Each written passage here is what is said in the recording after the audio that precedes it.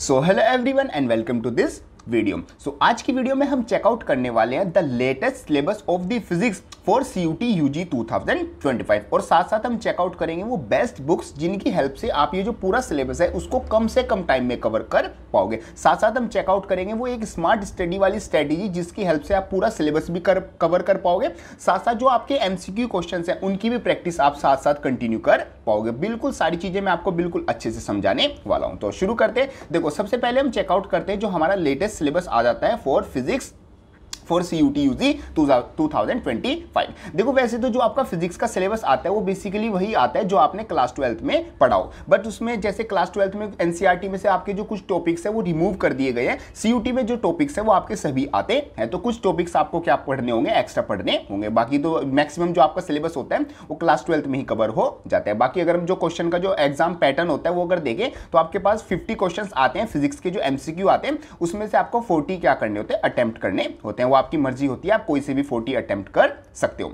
चलो सबसे पहले हम बात कर लेते हैं फिजिक्स के सिलेबस के बारे में। देखो आज जैसे आपको पता है फिजिक्स में जो आपका फर्स्ट यूनिट आती है वो आती है इलेक्ट्रोस्टैटिक, जिसमें इलेक्ट्रिक चार्जेस, पोटेंशियल एनर्जी और ये इलेक्ट्रोस्टैटिक वाला जो मतलब electric field energy, electric field वाले ये जो सारे टॉपिक्स है ये आपके आते हैं। तो यहाँ से आपके जो ये बेसिकली जो सारे टॉपिक्स है इनको आप मतलब ऐसे ये जो PDF है ये आपको डिस्क्रिप्शन में मिल जाएगी, वहाँ से आप डाउनलोड कर लेना। यहाँ से आपको देखो ध्यान किस चीज़ का रखना है। सबसे पहले आपको जो ये PDF है ये डाउनलोड कर लेनी है और इसमें आपको देखना है कि जो 1 by 1 टॉपिक है वो आपको सबसे पहले पढ़ना है। पहले हम सिलेबस देख लेते हैं, फिर मैं आपको जो स्ट्रेटेजी है वो अच्छे से समझाऊंगा। देखो जैसे यहाँ पर इलेक्ट्रोस्टैटिक में सबसे पहले आपका टॉपिक आ जाता है electric charges and their conservation, जो कि सबसे पहला टॉपिक ही आता है क्लास 12th में भी। फिर आपका कूलम्ब्स लॉ आता है, तो कूलम्ब्स लॉ को आपको किस तरीके से पढ़ना है कि ताकि आप अपना जो क्लास 12th के लिए भी और साथ साथ अपना जो CUT UG का जो आपका एग्जाम है उसके लिए भी प्रिपेयर कर पाओ। जैसे आपका सबसे पहले जो यूनिट आती है वो इलेक्ट्रोस्टैटिक आती है, इसमें बेसिकली आपके 2 चैप्टर आते हैं, तो ये सारे आपके टॉपिक्स आते हैं। तो ये सारे जो 1 by 1 टॉपिक है इनको सबको आपको क्या करना होगा, कवर करना होगा। ये आपका इलेक्ट्रोस्टैटिक का आ जाता है। ऐसे ही आपका जो सेकंड चैप्टर आता है वो आपका आ जाता है करंट इलेक्ट्रिसिटी। इसमें आपके कुछ काफी टॉपिक्स आ जाते हैं, सबसे मतलब काफी इंपॉर्टेंट ये चैप्टर होते हैं, यहाँ से मतलब काफी क्वेश्चन आपके बनते हैं। जैसे जो आपका पोटेंशियल डिफरेंस के क्वेश्चन है वो बहुत ज्यादा बनते हैं। जो आपका देखो ये कलर कोडिंग वाला, कार्बन रजिस्टर वाला जो ये टॉपिक है ये आपका क्लास 12th में नहीं है, मतलब बोर्ड्स में आपका नहीं आता, बट ये जो कार्बन रजिस्टर है और जो आपका ये सीरीज एंड पैरेलल कॉम्बिनेशन है ये आपके CUT UG एग्जाम में आते हैं। तो आपको ये चीज चेकआउट करनी होगी कि कौन सी चीजें आप क्लास 12th में पढ़ चुके हो और कौन सी चीजें आपको कुछ टॉपिक्स ऐसे हैं जो आपको एक्स्ट्रा से अपने आप से पढ़ने होंगे। जैसे आपका ये हो गया किरचॉफ लॉ से काफी क्वेश्चन एग्जामिनेशन में आते हैं। जैसे आपकी थर्ड यूनिट आ जाती है magnetic effects of current and magnetism, यहाँ से भी आपके काफी क्वेश्चन आते हैं। जैसे बायो-सैवर्ट लॉ में आपका जो आपकी कॉइल हो गई या आपका मतलब कि जो पैरेलल वाले सोलेनोइड ये सारे हो गए, यहाँ पर जो उसकी मैग्नेटिक फील्ड की वैल्यू होती है वो कितनी होती है, कहाँ पर ज़्यादा होती है, पोल्स पर या मिडल पर, ये डायरेक्ट आपसे इस तरह के क्वेश्चन पूछे जाते हैं। तो सबसे पहला आपका जो काम होगा वो जो सारे टॉपिक्स हैं टॉपिक वाइज आपको सारी क्या करनी होंगे, पढ़ना होगा। कहाँ से पढ़ना होगा वो भी मैं आपको बताऊँगा। ऐसे आपकी फोर्थ यूनिट आ जाती है, इसमें आ जाता है electromagnetic induction and alternating current. अब देखो उसमें जैसे लेंस लॉ आ गया, एडीज करंट आ गया और सेल्फ म्यूचुअल इंडक्शन आ गया, ये काफ़ी इंपॉर्टेंट टॉपिक है। और जो LCR सर्किट से आपके जो क्वेश्चंस हो गए कि आपकी करंट जो है या फिर जो आपके वोल्टेज है कौन लीड करेगा कौन लैग करेगा, कितने एंगल से मींस कितने फेज एंगल से कौन लीड और लैग करेगा, वो आपके इस तरीके से यहां से ज्यादा क्वेश्चन पूछे जाते हैं। ऐसी आपका नेक्स्ट यूनिट आती है इलेक्ट्रोमैग्नेटिक वेव्स, इसमें भी बहुत ज्यादा डायरेक्ट क्वेश्चन आते हैं कि किस वेव की आपकी जो फ्रीक्वेंसी होती है, जो वेवलेंथ होती है वो कितनी होती है। और बेसिकली जैसे आपकी जो इलेक्ट्रोमैग्नेटिक स्पेक्ट्रम हो गया, इसमें आपको मतलब कि इसको डिक्रीजिंग ऑर्डर इंक्रीजिंग ऑर्डर में आपको अरेंज करने को लिए आता है। जैसे आपकी रेडियो वेव, माइक्रोवेव, इंफ्रारेड,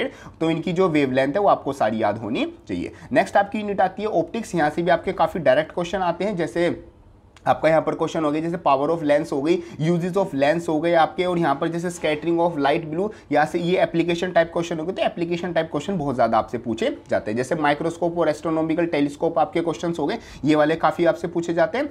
और आपसे जैसे यंग्स डबल स्प्लिट एक्सपेरिमेंट, ये वाला भी आपसे काफी पूछा जाता है। और ये सिंगल स्लिट वाला, ये मतलब यहाँ से आपके काफी क्वेश्चन बनते हैं। और जैसे एस्ट्रोनॉमिकल टेलीस्कोप हो गए, इस तरह के जो टॉपिक्स है ये आपको मतलब और ज्यादा ध्यान से पढ़ने हैं। ये आपका ऑप्टिक्स का सिलेबस आ जाता है। फिर आप ऑप्टिक्स और ray optics and wave optics, and next आपका जो यूनिट आती है वो dual nature of matter and radiation आती है। इसमें भी काफी इंपॉर्टेंट जो क्वेश्चन आते हैं, जैसे आपका मतलब टॉपिक आता है फोटोइलेक्ट्रिक इफेक्ट आता है, और आपका पार्टिकल नेचर ऑफ लाइट आ जाता है, और आपकी जो डी ब्रोगली आपकी जो रिलेशन आता है वो भी काफी इंपॉर्टेंट टॉपिक रहता है। ऐसे एटॉमिक और न्यूक्लियाई आते हैं। एटॉमिक और न्यूक्लियाई में आपसे डायरेक्ट आपसे क्वेश्चन पूछाते हैं, जो एनर्जी लेवल्स हैं, जो आइसोबार्स आइसोटोप्स हैं, उनके एग्जांपल्स आपसे पूछे जाते हैं, और जो अल्फा बीटा गामा की जो वैल्यूज हैं, उनकी जो रेज हैं, किसकी वैल्यू ज्यादा होती है, किसकी वैल्यू कम, इस तरह के क्वेश्चन आपके रहते हैं। ऐसे आपका इलेक्ट्रॉनिक डिवाइसेस आता है, यहाँ पर आपके जो डिवाइसेस है जैसे कंडक्टर और इंसुलेटर्स के एग्जांपल्स आपसे पूछे जाते हैं एग्जाम में, और जो आपका आईवी कैरेक्टरिस्टिक्स होता है for LED, photodiode, solar cell और जीनर डायोड, इनके इससे रिलेटेड क्वेश्चन रहते हैं। और सबसे जो इंपॉर्टेंट है जो logic gates, logic gates I think class 12th में जो सिलेबस में है वो हट चुका है अभी, मतलब वहां से रिमूव हो गया, बट एग्जामिनेशन में आपके लॉजिक गेट से काफी क्वेश्चन आते हैं, जैसे ओवर, एंड, नोट, नैंड और नोट जो आपका गेट होता है वहां से आपके बेसिकली क्वेश्चन बनते हैं। जैसे ट्रांजिस्टर एज ए स्विच, ये मतलब क्लास 12th के लिए बहुत इंपॉर्टेंट टॉपिक है, बट जो सीयूटी के लिए जो इंपॉर्टेंट टॉपिक है वो आपके ये जो लॉजिक गेट्स वाला है, इस तरह के टॉपिक आ जाते हैं। वैसे तो जो यहाँ पर हर एक टॉपिक लिखा हुआ है वो सीयूटी यूजी के लिए बहुत ज्यादा इंपॉर्टेंट है, इसमें से कोई भी टॉपिक आपको मिस नहीं करना है। वैसे तो मैक्सिमम टॉपिक आपके क्लास 12th में कवर हो गए हैं, बट यहाँ पर कुछ ऐसे टॉपिक्स आते हैं जो कि आपको यहाँ पर दोबारा से पढ़ने होंगे। अब यहाँ पर आपके आ जाते हैं कम्युनिकेशन सिस्टम, ये आपका टॉपिक सारा आता है। चलो अब हम बात कर लेते हैं आपको स्ट्रेटेजी मींस किस तरीके से अपना जो पूरा सिलेबस है वो कवर करना होगा। देखो सबसे पहला जो स्ट्रेटेजी जो कवर स्मार्टली, मतलब सिलेबस को स्मार्टली कवर करने का मतलब है कि आप सिलेबस को कवर करते भी जाओ, साथ साथ आप जो पढ़ रहे हो उसको मतलब कि स्मार्टली सीखते भी जाओ। तो उसके लिए सबसे पहले तो आपको जो अपना सिलेबस है वो बिल्कुल अच्छे से पता होना चाहिए, मींस आपको पता होना चाहिए कि एग्जाम में आपका क्या आना है और क्या नहीं आना है। अगर आपको ये पता है कि क्या आएगा क्या नहीं आएगा, तभी आप जो सिलेबस है उसको स्मार्टली कवर कर पाओगे। अब यहाँ पर आपको जैसे सिलेबस हमने चेकआउट कर लिया, फर्स्ट पॉइंट हमारा कवर हो गया। अब आपको सेकंड चीज पर आना है। सेकंड आपकी आ जाती है your strongs and weak points. देखो आप जब आपने जो पूरी क्लास 12 है वो ऑलमोस्ट आपकी कंप्लीट होने वाली है। अगर आपने ये ड्रॉप ले रखा है तो आपकी क्लास 12 तो वैसे ही कंप्लीट होगी, तो आपको पता चल गया होगा कि कौन से चैप्टर मेरे स्ट्रॉन्ग है और कौन से चैप्टर मेरे क्या आ जाते हैं, वीक आ जाते हैं। जैसे आपका इलेक्ट्रोस्टैटिक चैप्टर हो गया, कुछ बच्चों का वो स्ट्रॉन्ग होता है, और जो रे ऑप्टिक्स और वेव ऑप्टिक्स होता है वो कुछ बच्चों को थोड़ा वीक होता है, या फिर कुछ बच्चों के कम्युनिकेशन और जो सेमीकंडक्टर वाले टॉपिक्स हैं वो ज्यादा स्ट्रॉन्ग होते हैं, और जो मैग्नेटिक इफेक्ट वाला जो टॉपिक है वो थोड़ा वीक होता है। जस्ट एग्जांपल के लिए आप अपने हिसाब से देख सकते हैं कि क्या आपके स्ट्रॉन्ग है और क्या आपके वीक पॉइंट्स आते हैं। तो जैसे ही आपको स्ट्रॉन्ग और वीक पॉइंट्स का अपना पता चल जाएगा, आप उसकी लिस्ट बनाओगे from strong to weak, means उसको क्या करोगे, डिक्रीजिंग ऑर्डर में लिख दोगे। सबसे पहले जो आपका सबसे स्ट्रॉन्ग टॉपिक है वो सबसे पहले लिख दोगे। जैसे फॉर एग्जांपल ए टॉपिक आपका कोई भी, जैसे कम्युनिकेशन वाला चैप्टर हो गया, वो सबसे आपका स्ट्रॉन्ग है तो आपने उसको सबसे पहले लिख दिया, और इस तरीके से आप अपनी क्या बना लोगे, एक लिस्ट बना लोगे। जैसे सबसे पहले सबसे स्ट्रॉन्ग, फिर उससे कम वाला, फिर उससे कम वाला, लास्ट में जो आपके मतलब कि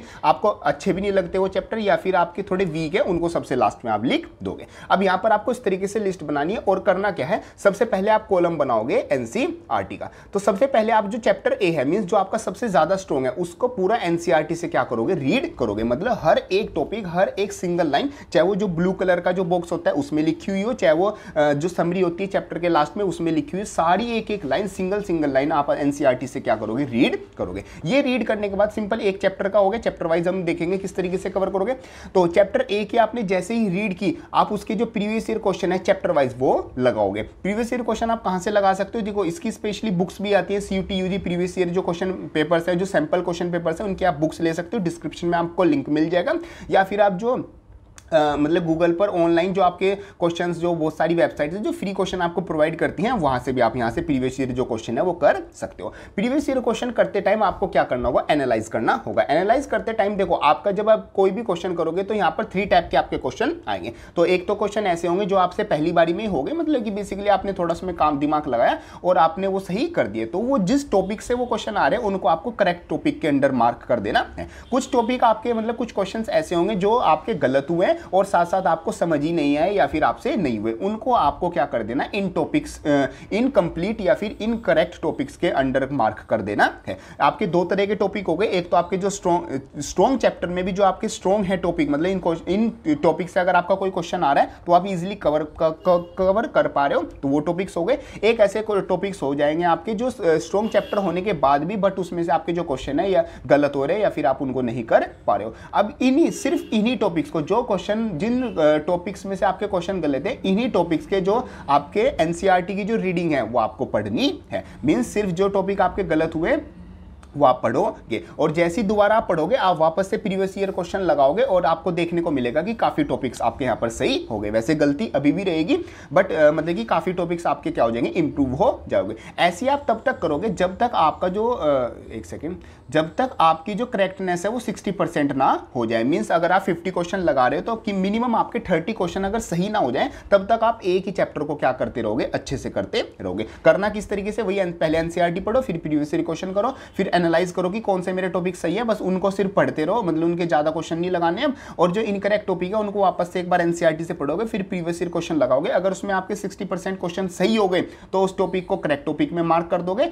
अगर नहीं हुए तो उसको इनकरेक्ट में ही रखोगे। जैसे ही आपके 60% क्वेश्चन सही होने लगे आप क्या चले जाओगे, नेक्स्ट चैप्टर पे चले जाओगे। और पुराने वाले जो इनकरेक्ट टॉपिक है उनको तो लगातार पढ़ते ही रहोगे और नेक्स्ट चैप्टर का सेम इसी तरीके से शुरू कर दोगे। पहले एनसीईआरटी पढ़ोगे, फिर प्रीवियस ईयर क्वेश्चन करोगे, उसमें आपके कुछ करेक्ट आएंगे, कुछ इनकरेक्ट आएंगे। जो इनकरेक्ट आएंगे उनको दोबारा से करोगे और जब वो 60% सही हो जाए फिर आप अपना ऐसे नेक्स्ट चैप्टर पे चले जाओगे। और इस तरीके से करते करते आप अपना जो स्ट्रॉन्ग है उसको और ज्यादा स्ट्रॉन्ग कर लोगे और लास्टली जो आपके वीक चैप्टर्स है वो भी आपके लास्ट में जाते जाते क्या हो जाएंगे, स्ट्रॉन्ग हो जाएंगे। इस तरीके से आपका जो पूरा सिलेबस है वो कम से कम टाइम में कवर हो जाएगा। और स्मार्टली आप जो आपके वीक टॉपिक्स है उनको भी आप अच्छे से कर लोगे क्योंकि उनको आप बार बार पढ़ोगे। और जो आपके स्ट्रॉन्ग टॉपिक्स थे जिनमें आपको बहुत ज्यादा कॉन्फिडेंस था, उनमें आपके अगर कुछ ऐसे टॉपिक्स है जो आपको मतलब कि इनकरेक्ट क्वेश्चन आपके आ रहे हैं या फिर जहां पर आपको प्रॉब्लम फेस करने को मिल रही है, वो भी आपके क्या हो जाएंगे, स्ट्रॉन्ग हो जाएंगे दोबारा पढ़ने से। इस तरीके से आपका जो पूरा सिलेबस है वो आप अच्छे से कवर कर लोगे। तो होप करता हूँ आपकी सारी चीज़ें अच्छे से समझ में आ गई होगी। और जो आपको यहाँ पर मैंने पूरा ये स्ट्रेटेजी बताई है इस तरीके से अगर आप फॉलो करते हो तो आप कम से कम टाइम में अपना सिलेबस भी कवर कर लोगे, साथ साथ आपके जो स्ट्रॉन्ग टॉपिक है वो और ज़्यादा स्ट्रॉन्ग हो जाएंगे। और अगर कोई टॉपिक ऐसा है वीक है, आपको पता भी नहीं है वो मेरा टॉपिक वीक है, तो वो भी आपका क्या हो जाएगा, कवर हो जाएगा और उसको भी आप अच्छे से स्ट्रॉन्ग कर लोगे। सो ये सब कुछ रहता है हमारा इस वीडियो के लिए। होप करता हूँ ये वीडियो आपको हेल्पफुल लगी होगी। वीडियो हेल्पफुल लगे इसको लाइक जरूर कर देना। एंड इस डिस्क्रिप्शन में आपके लिए काफ़ी हेल्पफुल लिंक्स हैं मतलब कि कंटेंट के, वो आप यहाँ पर चेकआउट कर सकते हो। बाकी आप मेरे से 1-on-1 आप कुछ बात करना चाहते हो तो वो भी आप मतलब डिस्क्रिप्शन में लिंक है, वो आप वहां से चेकआउट कर सकते हो। बाकी इंस्टाग्राम पर आपके लिए हेल्पफुल कंटेंट अपलोडेड है, वो भी आप जरूर चेकआउट कर लेना। सो ये सब कुछ रहता है हमारा इस वीडियो के लिए। सो मिलते हैं अपनी नेक्स्ट किसी हेल्पफुल वीडियो में, तब तक के लिए थैंक यू।